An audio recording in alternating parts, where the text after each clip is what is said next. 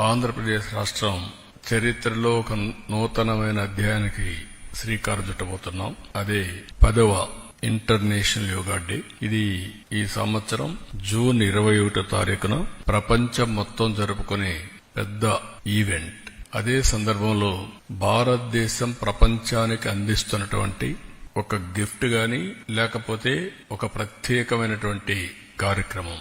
దీనికి నాంది పలికినటువంటి ఎప్పటి నుంచో మనకు వారసత్వంగా యోగా వస్తుంది. కానీ దీనికి ప్రత్యేకంగా గుర్తింపు తెచ్చిన వ్యక్తి ప్రపంచం మొత్తం నరేంద్ర మోడీ గారు.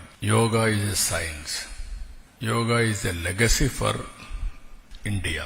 అదే సమయంలో ఎన్నో వారసత్వ సంపదలకి మనం కారణమయ్యాం.